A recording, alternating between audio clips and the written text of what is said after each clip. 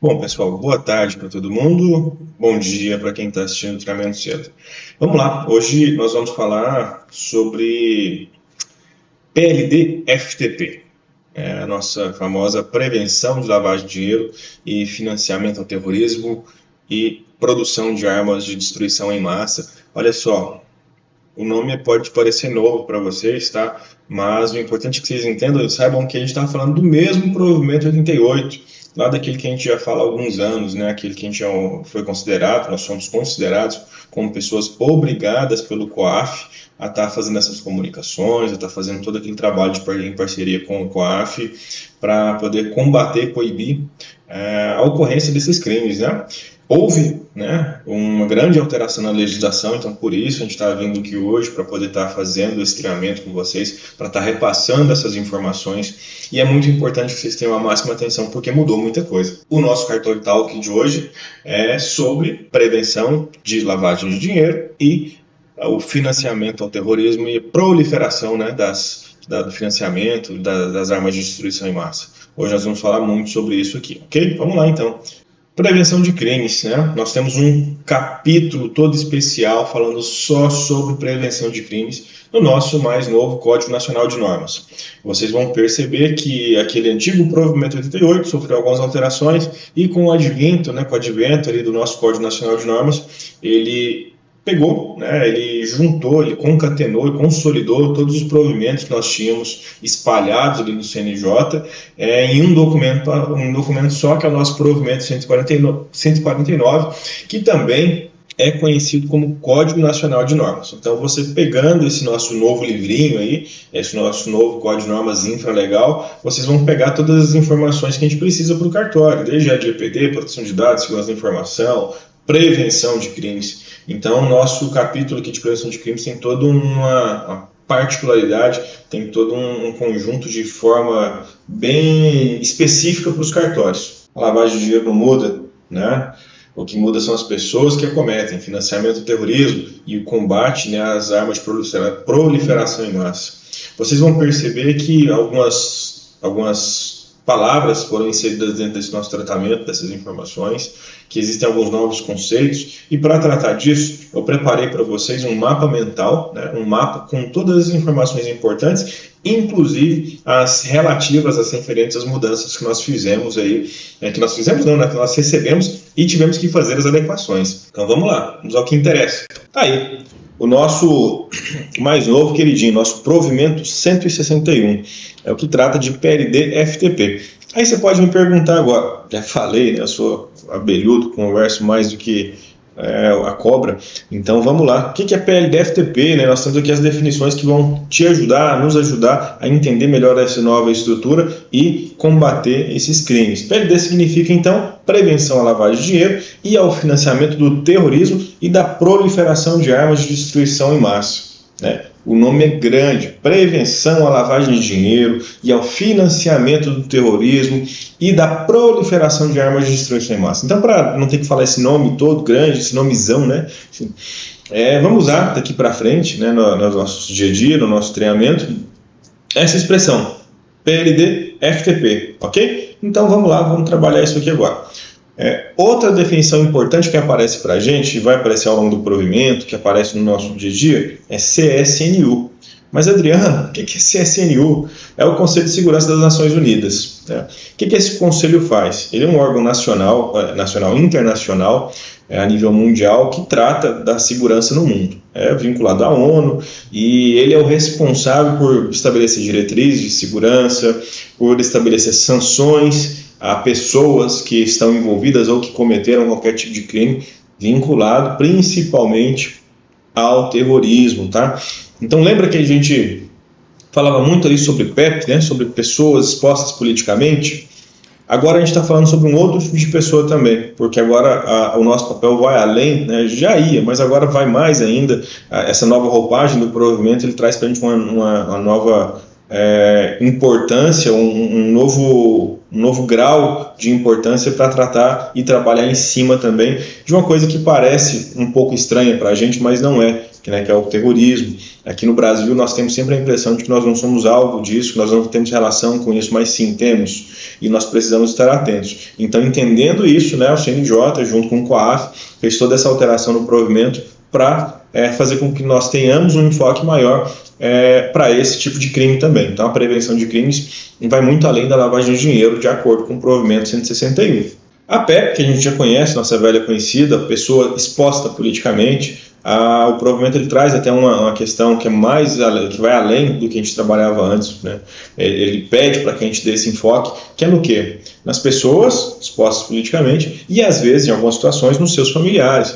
Então, suponhamos que hoje, se tenhamos aqui um registro feito que tem algum indício, que tem alguma suspeita de lavagem de dinheiro ou de qualquer tipo de crime, a gente tem que se ater a quem está envolvido, quais são as partes envolvidas naquele documento, se ela é exposta politicamente, às vezes até checar se a pessoa que está envolvida no documento pode ser familiar de um PEP, né, o famoso laranja. Então temos que ter cuidado com isso. Então, em alguns casos, quando a nossa antena, né, nosso radar de perigo estiver ligado, a gente vai ter que fazer sim uma investigação minuciosa, mais detalhada, mais aprofundada, como diria nossa amiga lá do Compliance, Ana Silva, um due diligence ali daquele documento, daquele ato, daquele negócio jurídico, para poder checar e verificar se realmente existe envolvimento, se não diretamente de um PEP, de alguém com ele relacionado, para evitar que aquela pessoa seja ali um laranja, ok? Então está aqui, pessoa exposta politicamente, né? E para fins de cadastro de partes deverá ser consultado o cadastro eletrônico ou colher a declaração das partes sobre a condição. Isso aqui é uma orientação do provimento. O que ele está falando aqui para a gente, né? Olha, antes de fazer o registro, né, checar se existe envolvimento do PEP. Como é que a gente faz essa checagem? Na própria lista do COAF. O COAF mensalmente atualiza essa relação para a gente. Nosso setor de TI mensalmente faz uma atualização de uma ferramenta que nós temos internamente para poder fazer uma pré-análise dos casos suspeitos. E hoje também nós podemos alterar nossos requerimentos, por exemplo, para colocar uma observação. Olha, a parte interessada aqui, existe parte interessada, como parte envolvida no documento é um PEP, uma pessoa exposta politicamente, a pessoa vai nos informar sim, vai informar não. Ok? Outra informação que é muito importante, outra definição, é o que é cliente e o usuário, né, do RTD-PJ. Muita gente ainda tem dificuldade. Olha, o que eu vou cadastrar lá no portal do COAF enquanto partes? Na verdade, o próprio provimento hoje melhorou essa definição e fica muito claro. Todos que forem qualificados no instrumento, alvo do registro. Então, se é parte notificante, se é notificada, se é comprador, se é vendedor, se é emitente, se é devedor, se é credor, se é cedente, se é cessionário, enfim. Qualquer parte que esteja envolvida no documento é considerado como cliente para fins de comunicação ao COAF, inclusive no RCPJ. Os sócios, os associados, todos eles são considerados como clientes também. Então a definição ficou mais clara, apesar de continuar aberta, mas ela dá uma amplitude muito mais fácil de se interpretar do que anteriormente. Cliente usuário do PRT, né, do caso do protesto, toda pessoa natural ou jurídica que foi identificada no título apresentado, bem como seu apresentante. Então, credor, devedor, apresentante, favorecido, né, todos eles são considerados como clientes e devem estar ali arrolados na documentação, na informação que a gente vai estar mandando para o COAF. Beneficiário final, essa é uma definição importante, que muita gente tinha dúvida também nos cartórios por aí. É a pessoa natural em nome da qual uma transação é conduzida ou que, em última instância, de forma direta ou indireta, possui, controla ou influencia significativamente uma pessoa jurídica, ainda que sem qualificação formal como sócio ou administrador.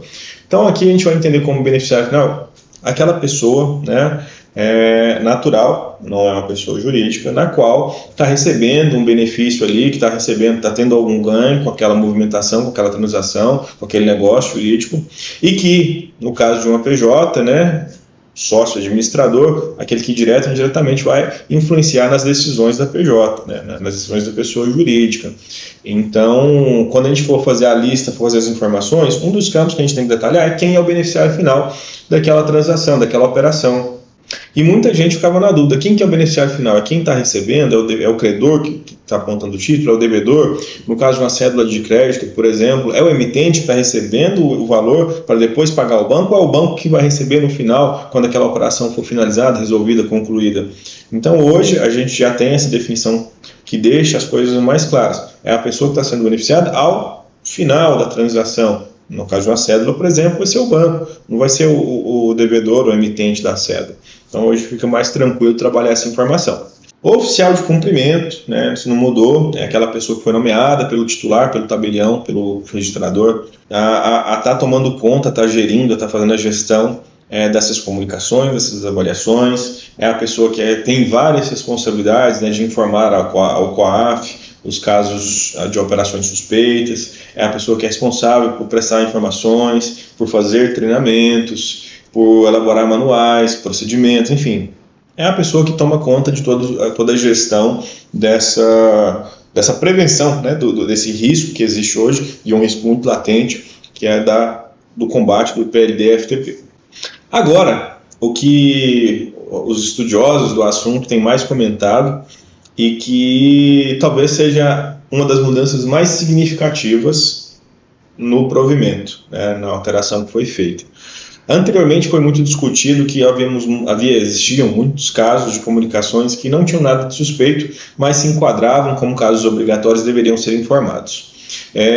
Com essa alteração, né, principalmente da definição do que é pagamento em espécie, que era uma palavra que já era um termo que já era existente, né, na versão anterior do provimento, mas agora eles trouxeram uma definição. Né? Pagamento em espécie, tinha muita gente que era qualquer tipo de pagamento, pagamento em cheque, pagamento em dinheiro, pagamento em cédula de papel ou transferência, enfim. Então, praticamente tudo que passava aquela alçada de valor, que era básica do provimento, no nosso caso, RFD, PJ e protesto, era um valor mínimo de R$30 mil, era comunicado. Hoje, né, trouxeram de forma muito clara que pagamento em espécie significa pagamento em dinheiro vivo, papel, moeda, fisicamente, né? Moeda, papel mesmo, metálica, enfim, ou equivalente, notadamente, né? Um título ao portador, por exemplo, apesar de praticamente não se ver isso, mas é uma ferramenta de pagamento que ainda existe. Então, hoje, né, para que a gente possa, e a gente vai ver isso logo à frente, entender que são casos obrigatórios, esse pagamento, via de regra, vai ser em espécie, ou seja, a quantidade de casos obrigatórios que nós devemos comunicar vai diminuir bruscamente. Em contrapartida, o que aconteceu, né? O que o COAF pediu, o que o COAF trabalhou junto ao CNJ e estão fazendo um movimento muito grande junto aos cartórios para que a gente faça a alteração, que a gente mude isso. Nós, em pouco tempo, quando eu digo nós cartórios, nós pulamos para ser o segundo maior tipo de pessoa obrigada em volume de comunicação. Então, em primeiro lugar estão os bancos, e depois que nós fomos nomeados, né, nós fomos indicados como pessoas obrigadas, a gente rapidamente subiu para a segunda colocação em termos de volume de comunicação. Mas qual foi uma dura e grande crítica do COAF? Né? Que informávamos muito volume e pouca qualidade. E de fato é verdade, porque quando nós avaliamos esse processo de comunicação, as comunicações eram feitas de forma rasa, com dados muitas vezes não tão claros. Então, temos aí essa grande mudança, essa inovação, né, por assim dizer, em razão da criação dessa nova definição, que deixa os cartórios mais tranquilos ao qualificar o documento, ao analisar o documento para poder fazer a comunicação.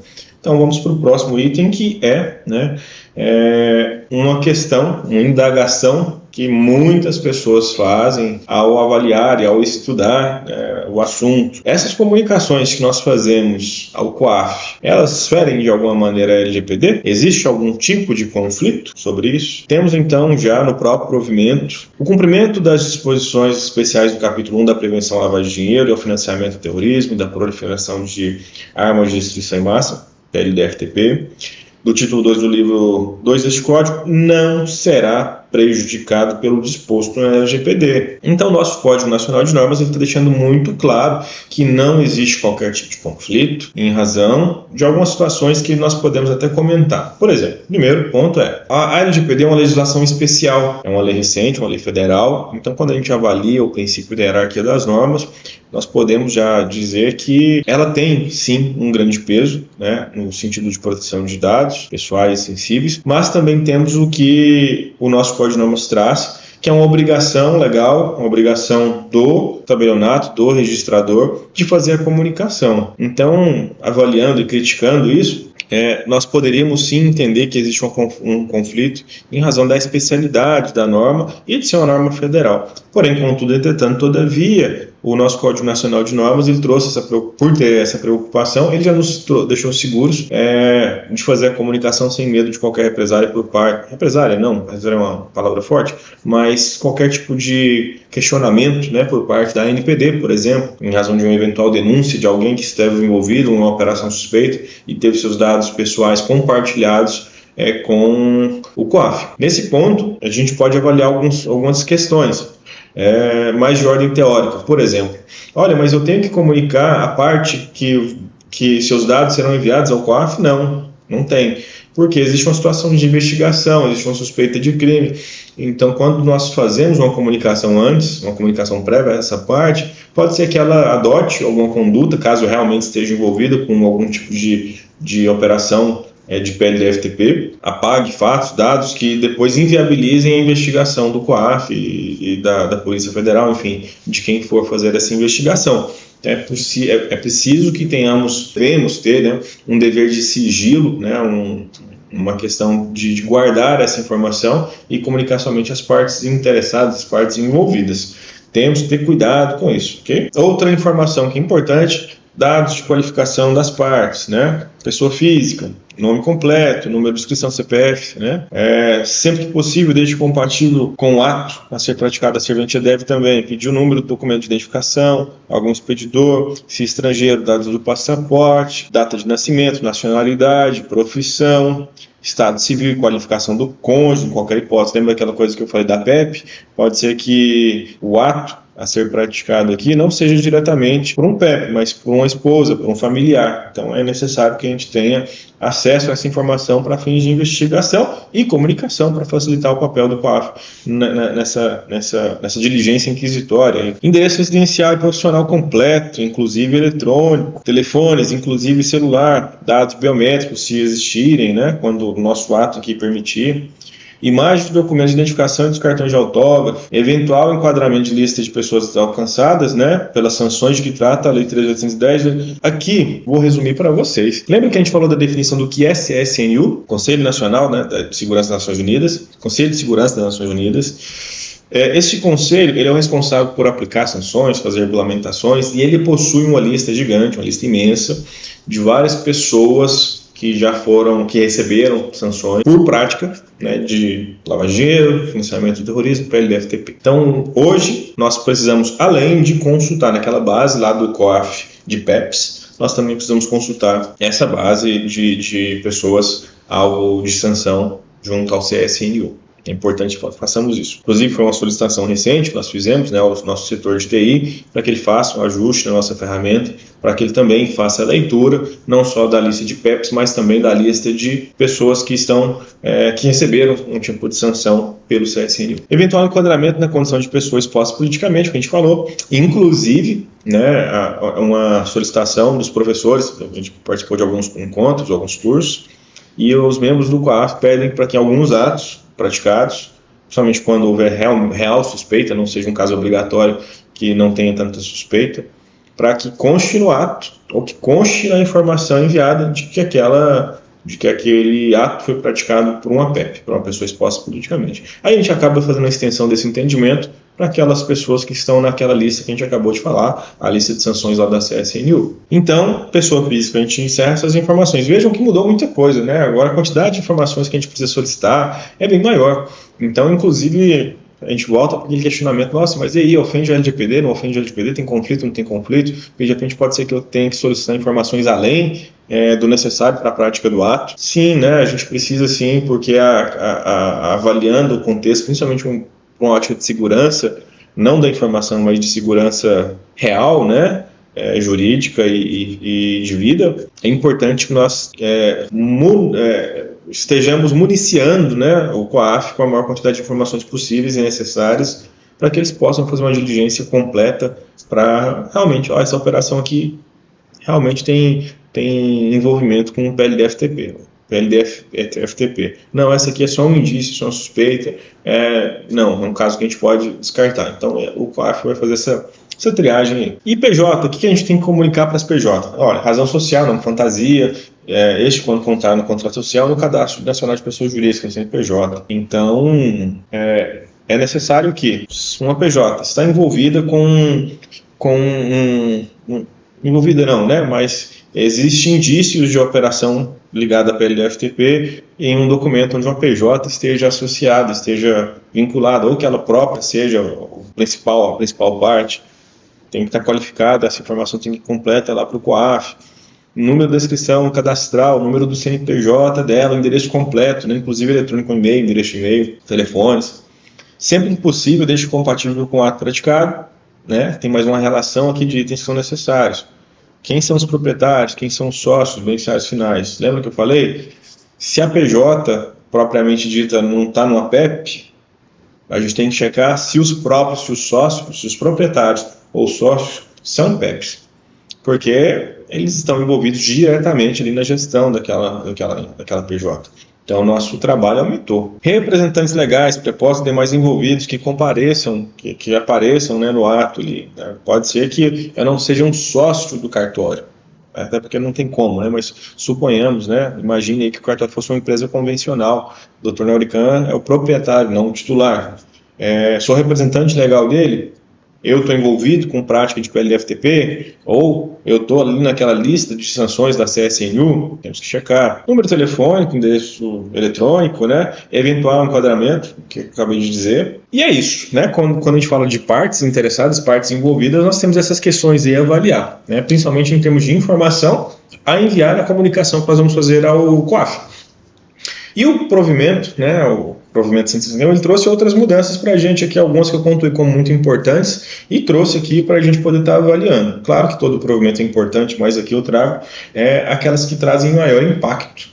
Por exemplo, é uma necessidade da criação. Hoje nós temos no cartório, nosso cartório, nós temos um procedimento de comunicação, de avaliação, que antes era um pouco mais raso. Se vocês ao finalizar este curso, ao finalizar essa aula, forem lá no nosso provimento, no nosso manual de cumprimentos, vocês vão perceber que ele foi repaginado, alterado recentemente, para tratar dessas novas mudanças. Porque ele pede para que a gente tenha uma política mais completa, né, para seleção de análise, de operação, propostas, ações que possam configurar indícios de PLD-FTP. Então a gente tem que ter um rigor maior, como eu tenho dito desde o início da aula, mudou muita coisa e a gente inclusive tem que documentar essa trilha de avaliação que eu vou fazer. Imagine só, o Adriano tem todo um arcabouço, tem toda uma didática, tem todo um processo aí para poder fazer a avaliação se devo ou não devo comunicar, se é indício, se não é indício. Mas se o Adriano sair do cartório, quem é que vai continuar fazendo isso? Quem vai ser o próximo nomeado? Então é necessário e importante que a gente tenha o que a gente chama aqui no cartório já há algum tempo, né, por conta do nosso sistema de gestão da qualidade, nosso sistema de gestão integrado, que é o conhecimento organizacional. Né? O conhecimento que o Adriano produz nesse assunto tem que ser transformado em documento, né? Para que outras pessoas consigam executar como o Adriano, ou melhor que o Adriano, mantendo um alto nível de padrão, porque o cartório exige, o COAF exige, CNJ exige, Corregedoria exige, que nós tenhamos um cuidado extremo com esse e com outros assuntos. Então nós não podemos deixar com que se um dia o Adriano se despeça do cartório e parta para outra jornada, essa informação vá com ele e o cartório fique desguarnecido, né? Fique desprotegido, sem poder dar continuidade em um alto nível de qualidade, um nível de qualidade aceitável minimamente para aquela atividade. E o nosso procedimento tem que incluir, né, ações que vão nos ajudar a avaliar quais foram os indícios de prática que me levaram a concluir que existe uma suspeita. Quais são esses indícios? Quais são as partes envolvidas? Como é que eu vou fazer a avaliação delas? É PEP? É CSNU? Quais são os valores que são envolvidos? Esses valores estão acima, abaixo da prática do mercado, né? Por que é importante a gente ver isso? Porque de repente a gente pega uma transação, um ato jurídico aí, que, por exemplo, olha, eu estou comprando uma BMW X6 que custa, eu não sei, na verdade eu nem sei quanto custa uma BMW X6. Mas suponhamos que seja R$1 milhão, né? Aí a BMW custa R$1 milhão no mercado, e naquele documento ali, aquele contrato de compra e venda que a gente está avaliando ali, ele está sendo vendido ali por R$30 mil. É algo suspeito. O bem está sendo vendido a um valor muito abaixo daquele de mercado. Por quê? É suspeito, então tem que ser avaliado. Se é ou não é um crime, se é ou não é um fato evidenciado de envolvimento com PLD-FTP, não sei, né? Não sei ainda. Mas não cabe a mim julgar, cabe a mim levantar, né, os indícios, as informações e comunicar. O COAF vai fazer as diligências necessárias para confirmar se sim ou se não. Meu papel vai ser feito no sentido de levantar essas informações. Modo de realização, né? Como é que aquele negócio foi realizado? Foi um negócio de forma escondida, foi meio estranho, os termos foram sigilosos, os termos estão diferentes daqueles praticados no mercado. Como é que foi feito o pagamento? Foi feito em dólar? Foi feito em espécie? Né? Foi feito em dinheiro vivo? O que seria suspeito? Por que a pessoa, já em um mundo, né, digital, onde todas as informações, as transações financeiras são feitas por transações, cartões de crédito, débito, enfim, aí alguém vai lá e paga lá R$100 mil em dinheiro, em nota, em dinheiro vivo, né? As famosas malas do dinheiro que nós achamos, né? Enfim, o modo de realização pode ser sim suspeito. Meios de forma de pagamento, que entra no modo de realização, acabei de falar. Falta de fundamento econômico ou legal. Peraí, por que essa transação está sendo feita desse jeito? Né? Meio estranho. É suspeito. O fato de alguém, por exemplo, imagina uma associação sem fins lucrativos adquirindo uma propriedade de 3 andares para poder praticar aulas de informática com equipamentos de última geração, mineração de criptomoedas, sei lá. Não tem fundamento, né, econômico, não faz muito sentido. Fundamento econômico seria se fosse destinado para uma prática que seria usual ou interessante para aquela associação. Lembrando que ela não tem fins lucrativos. Né? Incompatibilidade com práticas do mercado, já falamos ali em cima. Caráter não usual, ou seja, não é comum, né?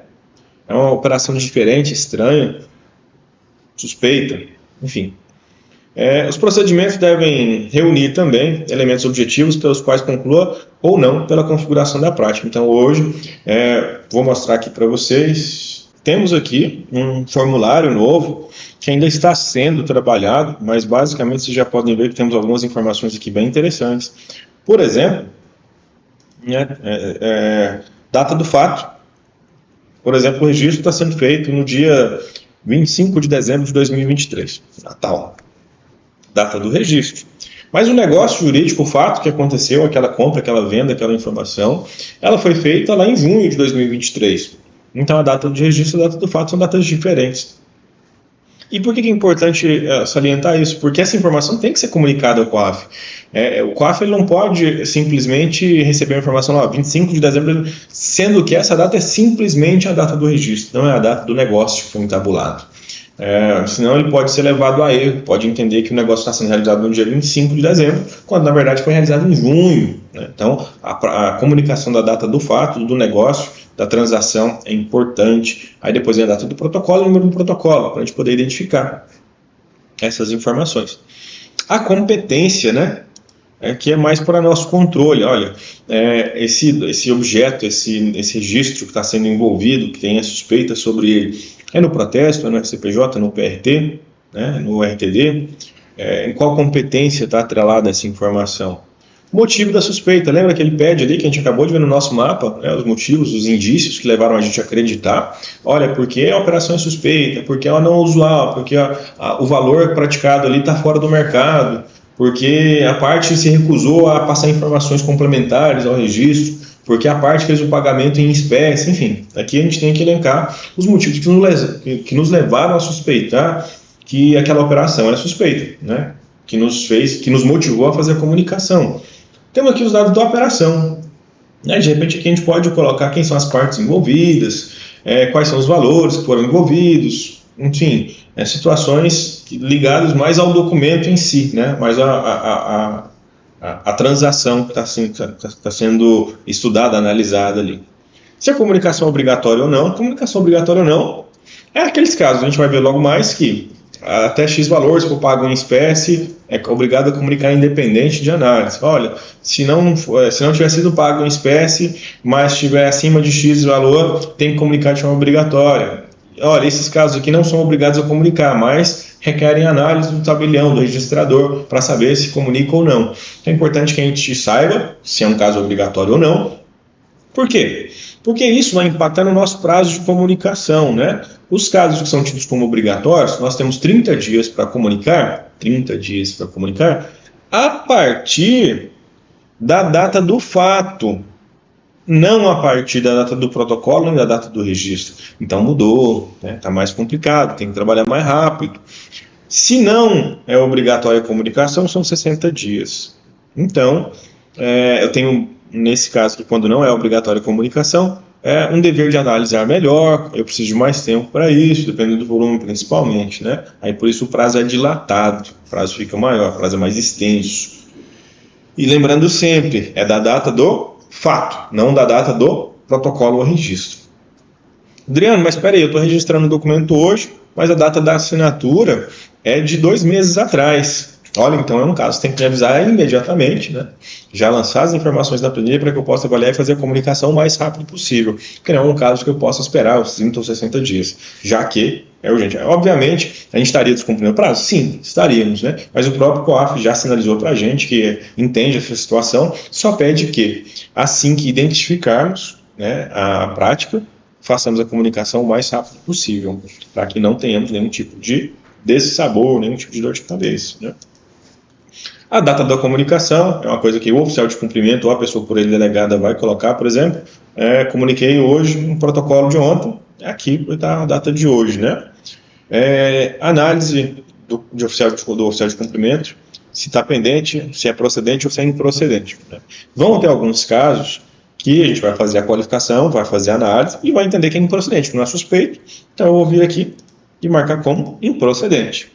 Ou vai ter outros que eu vou entender que são sim procedentes, eu devo comunicar, vou marcar como procedente. Por que isso é importante? O provimento pede para a gente registrar toda essa tratativa. Então, se por exemplo, vem alguém aqui fazer uma correção, fazer uma visita e perguntar, cadê os casos que vocês comunicaram?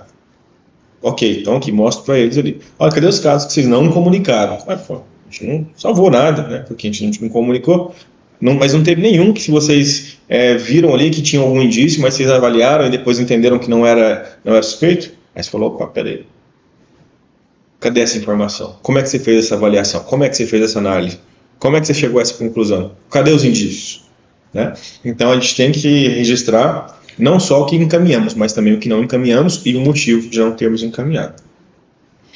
Por isso que, mais à frente também, vamos falar sobre isso, mas o provimento, as normas correlatas, as normas que estão em volta também do provimento e tem relação com o tema, pedem uma nova abordagem para o trato do PLD-FTP, que é uma abordagem baseada em riscos. Então, estou trabalhando atualmente, ainda não finalizei, por isso não vou mostrar para vocês hoje, um mapa de riscos que vai ser inserido junto ao mapa do cartório, né, onde temos um foco exclusivo, né, nos riscos que envolvem PLD-FTP. Recentemente, vocês receberam uma mensagem em um grupo, os seus coordenadores, na verdade, receberam, pedindo ajuda nisso, né, para que cada um avaliasse dentro do seu nicho, dentro do seu setor especificamente, onde é que poderiam existir, onde é que existem maiores riscos de prática de PLD-FTP. Troca de moeda falsa por uma verdadeira, né, pagamento em cheque ou de um título ao portador em dinheiro vivo, pagamento em dinheiro vivo ou com cheque ao portador de um título com um valor muito alto, utilização de emissão de duplicata fria, né? A gente pega lá o credor e o devedor, um credor pessoa jurídica, o devedor pessoa física, e os nomes são muito parecidos, enfim. Existem vários riscos aí que a gente pode avaliar e vocês vão ter acesso a essas informações assim que finalizado. Por enquanto, peço paciência, né? E peço que vão também estudando aí para nos ajudar, certo? Então é isso aí, mostrei para vocês, né, uma planilha ali que a gente está construindo, já está bem legal e vai ser muito útil para a gente poder cumprir com esse requisito, né, de que o procedimento deve reunir os elementos objetivos pelos quais se conclua ou não, né, pela configuração da prática de PLD-FTP.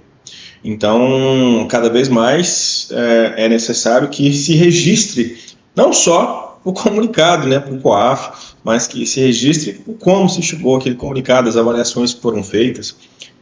Aquela máxima de auditorias, né, é preciso evidenciar as práticas que existem, do que se é feito, do que deveria ser feito, pelo menos, né, e a ausência de evidência muitas vezes pode ser entendida como inexistência de ação em cima daquilo que foi feito ou que deveria ter sido feito.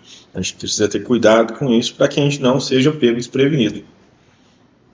Análise e conclusão desse documentado disponível para o CGJ, que lá que eu mostrei para vocês é justamente uma forma de documentar o que foi feito. O procedimento deve dedicar especial atenção à PEP. O movimento fala isso várias vezes, a gente lê, né, a gente conversa com as pessoas, principalmente com os membros do COAF, eles reiteram incessantemente e de forma até exaustiva que é necessário termos muita atenção com pessoas expostas politicamente. É complicado porque às vezes boa parte dos atos que nós praticamos, principalmente na esfera do protesto, são valores baixos perto das regras que existem de comunicação.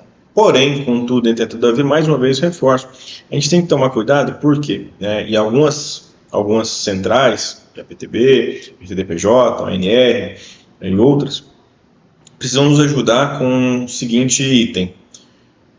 Quando nós fazemos várias transações pequenas, vários protocolos de protesto de R$5.000, se somarmos todos, pode ser que aconteça de termos ali um indício de envolvimento de PLD-FTP. Então, vamos ficar atentos aí, né, ao PLD-FTP e especial atenção à PEP. A política deve possuir diretrizes que possibilitem realizar a diligência razoável para a qualificação dos clientes, beneficiários finais e demais envolvidos nas operações que realizaram. A obtenção de informações sobre o propósito e natureza da realização dos negócios, identificação de operações ou propostas de operação suspeitas ou de comunicação obrigatória, mitigação dos riscos de que novos produtos, serviços e novas tecnologias possam ser utilizadas para a lavagem de dinheiro e para o financiamento de origem. Então aqui já aparece pela primeira vez a palavra riscos, né? Então as pessoas, principalmente fora dos cartórios, que já trabalham com o combate à PLD-FTP há mais tempo, estão reforçando essa necessidade da abordagem de riscos para a mitigação dessas operações. É necessário, então, que a gente esteja atento, né, a todas aos nossos serviços que possam ensejar ou que possam dar margem para a sua utilização em uma eventual prática ou operação envolvendo essa conduta criminosa. Verificação periódica da eficácia política dos procedimentos. Ou seja, percebam que, assim como é com o sistema de gestão de compliance, sistema de gestão de antissuborno, sistema de gestão da qualidade, segurança da informação, privacidade, essa nova roupagem da norma de prevenção de crimes, ela traz toda uma sistemática de gestão, né? Não basta simplesmente eu pegar casos e comunicar. Hoje eu tenho que fazer todo um trabalho envolvendo uma dinâmica de gestão, avaliação de entradas, saídas, riscos, controles internos, políticas, processos. Tem toda uma série de questões aí que a gente precisa estar trabalhando. Treinamento dos notários, registradores, oficiais de cumprimento e seus empregados. Ou seja, é o que a gente está fazendo aqui hoje, né? Treinar todo mundo para que todo mundo saiba o que fazer, como fazer, quando fazer, quem comunicar, quando comunicar. Disseminação do seu conteúdo ao quadro de pessoal, de processo, de novo, né? Isso aqui, né? O nosso procedimento ali, a nossa política tem que estar documentada como é que a gente vai fazer isso. Como é que a gente vai, quando é que eu vou treinar vocês? Quando é que o próximo oficial de cumprimento vai treinar vocês? Como é que ele vai manter esse treinamento sempre em dia? Monitoramento das atividades desenvolvidas pelos empregados, ou seja, nós temos que ter condições aqui de estar sempre monitorando se, né, vocês, enquanto prestadores, enquanto operadores, enquanto colaboradores, estão atentos às necessidades do provimento. Olha, Adriano, eu acho que isso aqui é suspeito, olha, eu acho que isso aqui é suspeito por isso, ou é por aquilo, enfim. A gente tem que estar sempre observando ali para saber se ninguém, e é um risco, né, gente? Quando a gente vai fazer avaliação de risco, a gente tem que fazer um meia-culpa, entre aspas, e olhar como se todo mundo fosse um criminoso para ver quais são as margens, quais são as brechas que podem ser usadas. Olha, fulano está está fazendo vista grossa ali para trocar moeda falsa por moeda verdadeira. Olha, Beltrano está fazendo vista grossa ali na hora de comunicar que é um PEP, que é uma pessoa exposta politicamente. Olha, fulano, ele viu que aquele documento ali estava com a transação muito fora do comum, muito fora do preço de mercado, que não falou nada para ninguém. Então, as atividades precisam ser monitoradas para garantir isso. Prevenção de conflitos entre interessados, né, comerciais, empresariais, os mecanismos de prevenção à lavagem de dinheiro. Aqui é uma obrigação nossa, né? A gente faz, assim como a gente faz a abordagem de avaliação de riscos, né, para que diminua e mitigue, a prevenção de conflitos de interesse entre os interesses do cartório e os interesses do doutor Laurican, por exemplo. A gente tem que tomar cuidado com isso também, porque pode ser que em algum momento exista, né, um negócio que ele esteja envolvido que de repente dependa de fazer ou não fazer um registro aqui no cartório. Vamos imaginar que ele esteja comprando um imóvel, uma fazenda, e essa fazenda ela foi comprada de um terceiro, né, por um valor irrisório, um valor muito abaixo da prática do mercado. E agora ele está fazendo a compra pelo valor de mercado, ou seja, ele está sendo envolvido em uma transação que é suspeita. Então a gente tem que evitar que, pelo fato de repente dele ter um benefício com isso, ele faça, não comunica não.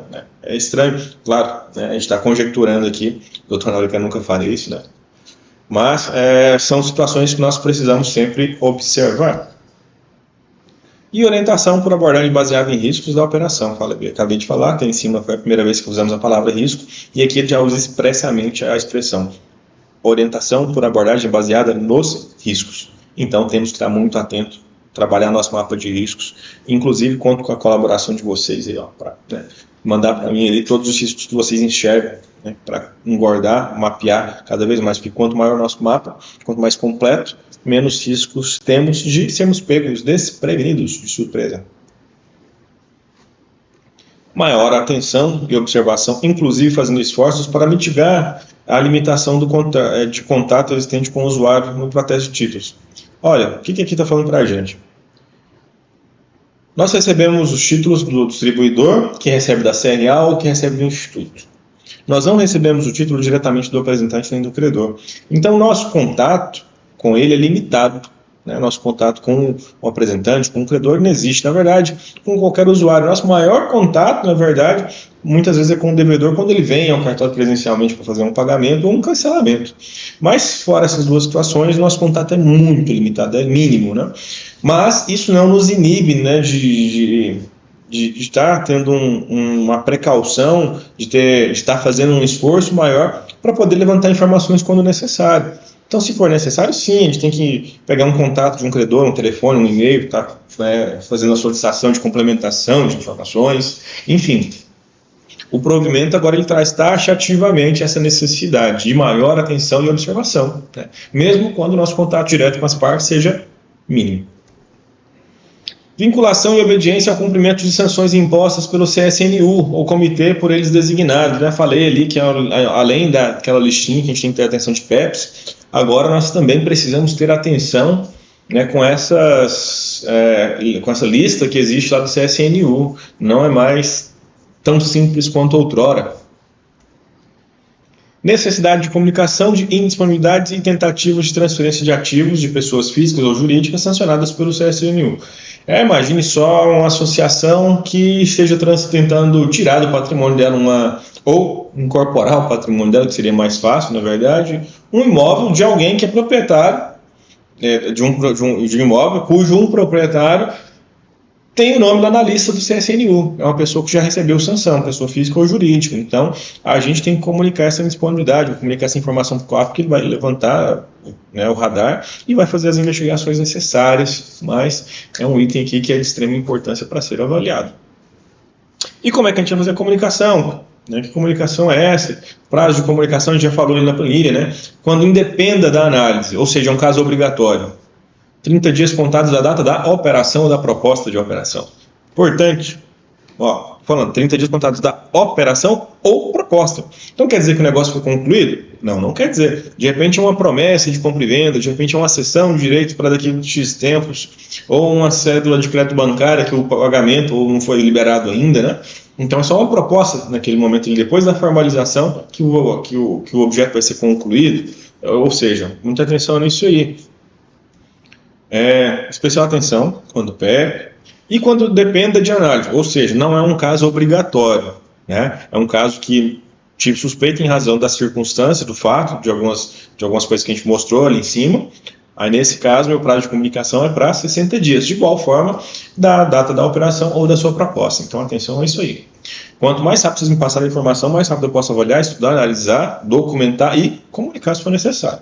De novo, especial atenção quando PEP. Conteúdo da comunicação, gente, é onde entra o grande diferencial. A gente falou agora há pouco, não tem 30 minutos, que nós, em poucos meses, né, depois de sermos indicados como pessoas obrigadas de comunicação, nós pulamos para a segunda colocação em volume de comunicações.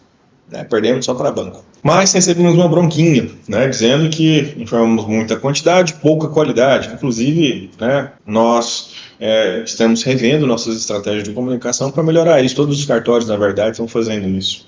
Porque tinha muito caso que era obrigado, enfim. Então, a gente, hoje, na comunicação, nós temos que documentar o motivo dela. O que motivou a comunicação? Qual foi o indício? Né, principalmente quando não foi um caso obrigatório. Então, temos que estar traçando isso aí.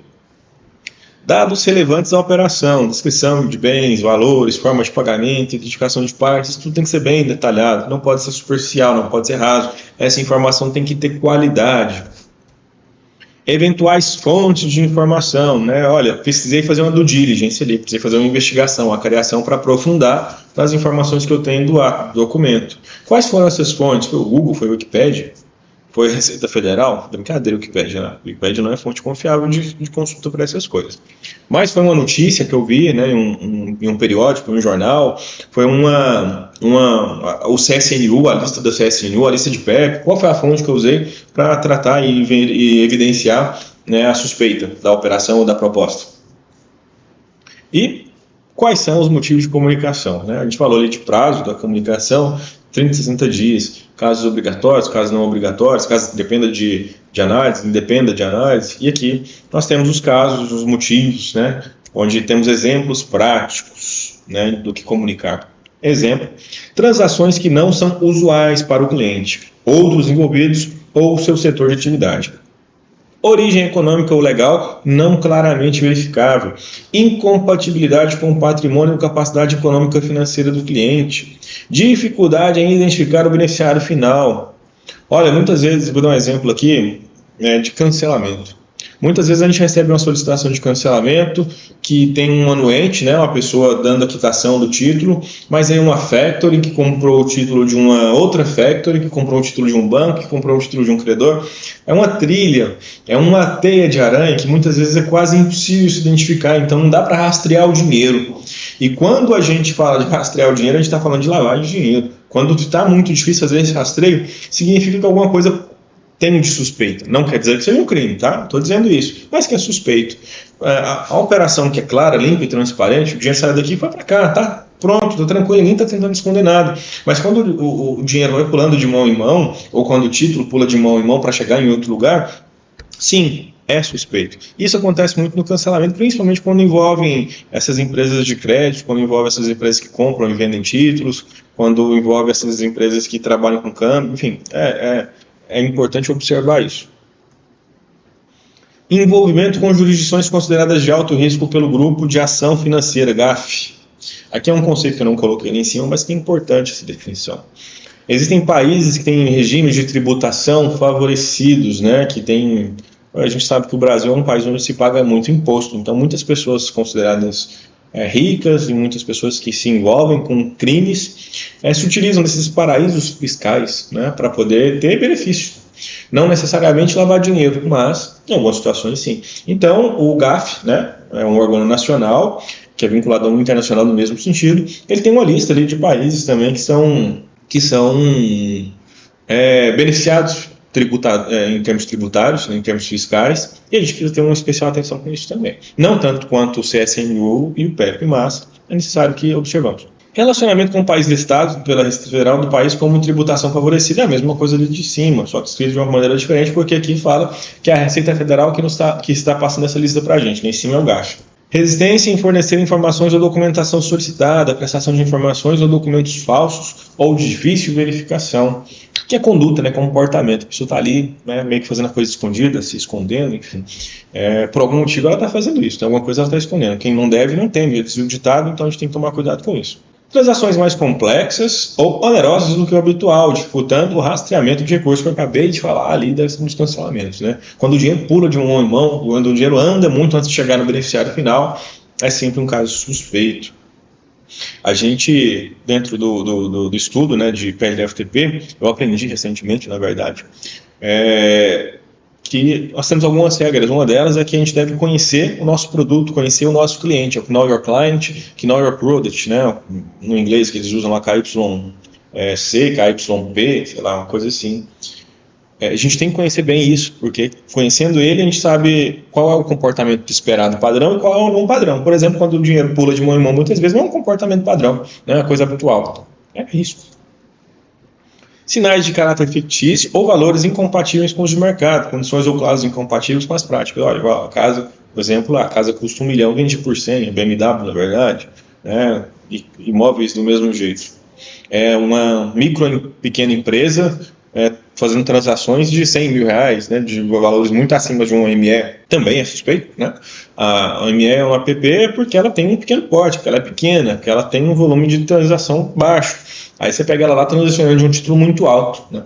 Ou como alguns brincam, é uma informação que a gente não tem como consultar de forma fácil, a empresa mais compra do que vende, né? Compra muito produto e vende pouco. Então tem uma discrepância, tem uma coisa destoando ali que é suspeito.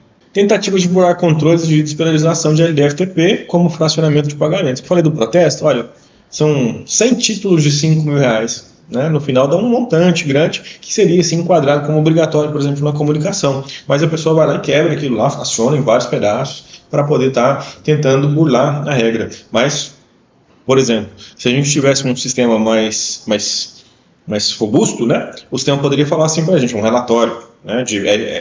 Um relatório de RDFTP. Olha, nesse período aqui, nesses últimos 60 dias, esse credor aqui apontou X títulos de 5 mil reais, de 3 mil reais, contra o mesmo devedor ou contra partes similares, com características parecidas. Quer dizer que ele está fraudando? Não, não quer dizer. Que ele está burlando? Não, não quer dizer isso. Mas é suspeito, pode ser entendido como sim uma tentativa de burlar e não ser pego, né, pela malha fina do LDFTP. Mas isso assim ainda seria inseguro, porque a gente faria isso no nosso base de dados, né? Mas já seria uma coisa positiva. Mas o ideal é que, como a gente discutiu em alguns grupos de estudo, é que isso fosse feito pelas centrais. Porque, por exemplo, em Goiânia temos 2 cartórios de protesto. Se vem 10 para cá, 10 para lá, dá 20. De repente, dependendo do valor desses 20, dá um montante que pode ser entendido como uma fraude, como uma tentativa de burlar.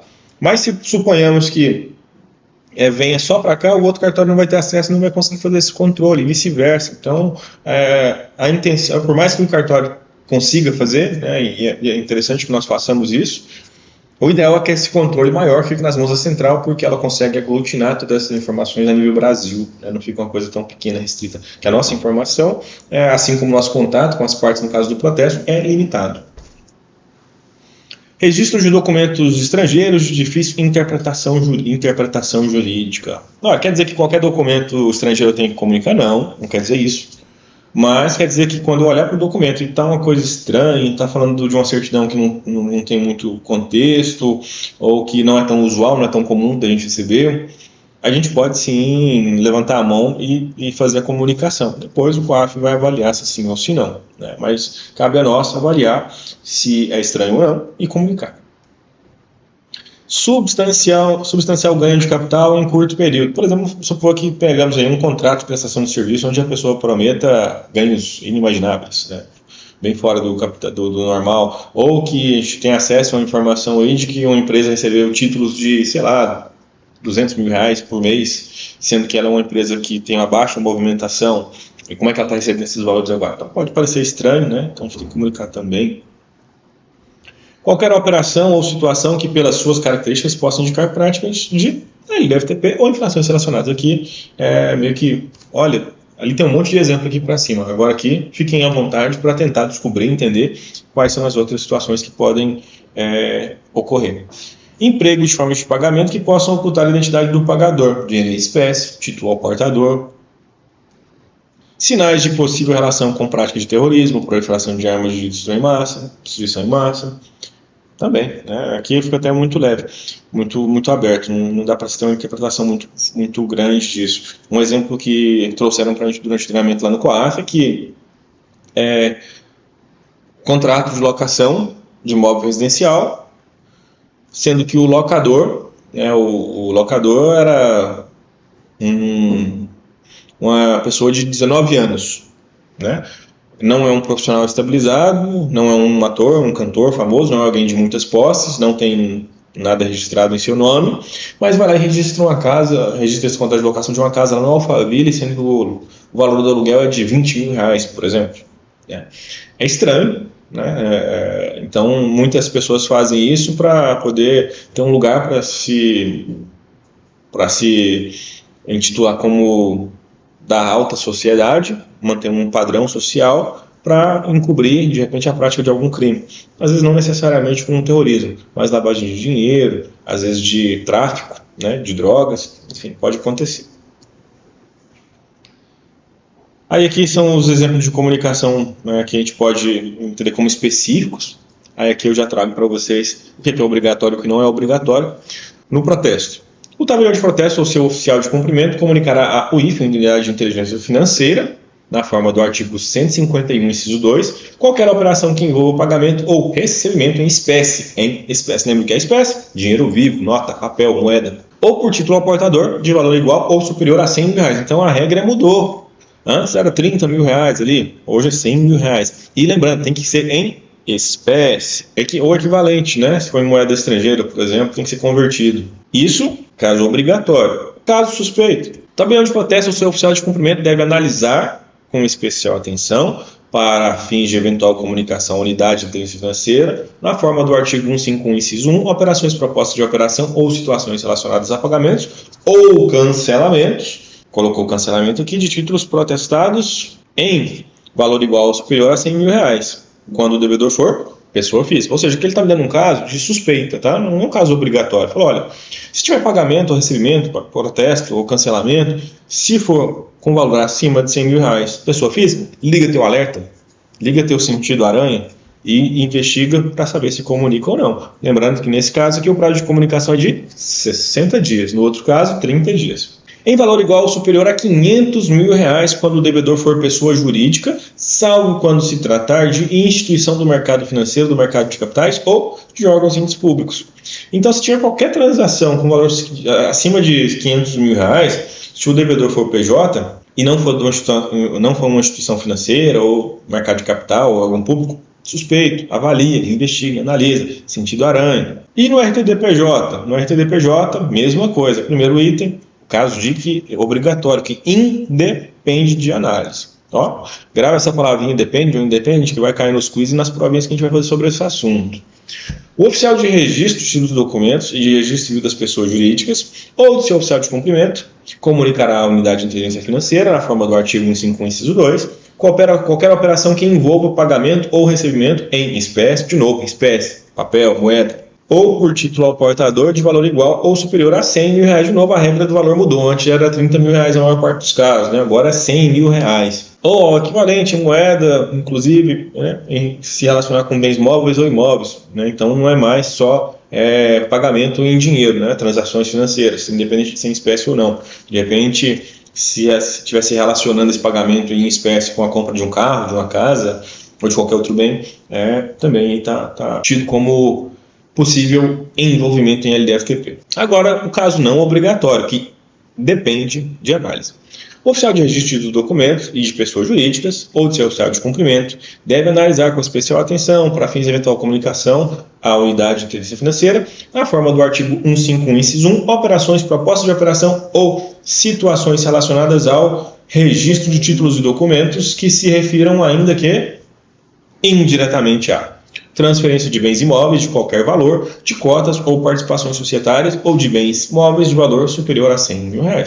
De novo, caso que depende de análise, depende de qualificação e o valor subiu, a régua subiu, R$100 mil.